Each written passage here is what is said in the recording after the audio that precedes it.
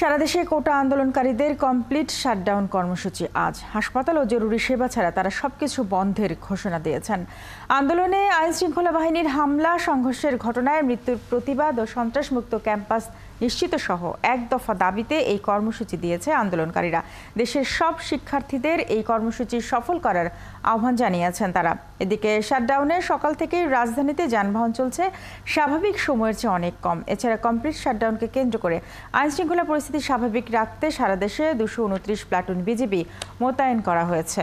নগদের কাছে সব গ্রাহকই প্রিয়, তাই তো সারা দেশে ক্যাশ আউট চার্জ সবচেয়ে কম। কোটা আন্দোলনকারীদের শাটডাউন কর্মসূচির আরো খবর নিয়ে আমাদের সাথে যোগ দিচ্ছেন সহকর্মী হাবিব রহমান।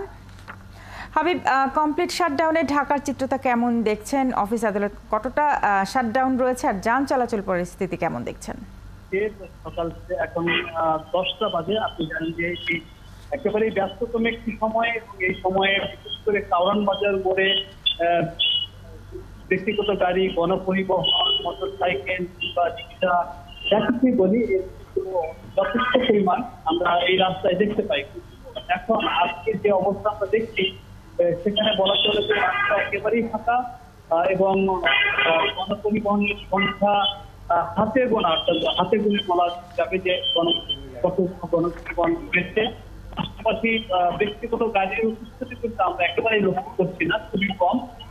সিএনজি চলছে রাস্তায়, সিএনজি চলছে এবং মানুষের উপস্থিতিও সুন্দরভাবে কম। অফিস আদালত গুলো বন্ধ কিনে আসলে যেহেতু কেবল অফিস সকাল 10টা থেকে আপনি জানেন হয়, সেক্ষেত্রে কিছুক্ষণ পর বোঝা যাবে যে এই কারণ বাজার এলাকার অফিসগুলো কতটা ব্যস্ত রয়েছে। তবে তুলনামূলকভাবে আমরা যেটি দেখছি যে অফিস, আমরা যদি বলি যে যখন কারণ বাজার অফিসে আমরাও যখন প্রবেশ করি আমাদের লিফটগুলোতে লম্বা লাইন থাকে ওঠার সময়, সেরকম মানুষ কিন্তু আসলে আমরা বিভিন্ন লিফটগুলোতে দেখিনি।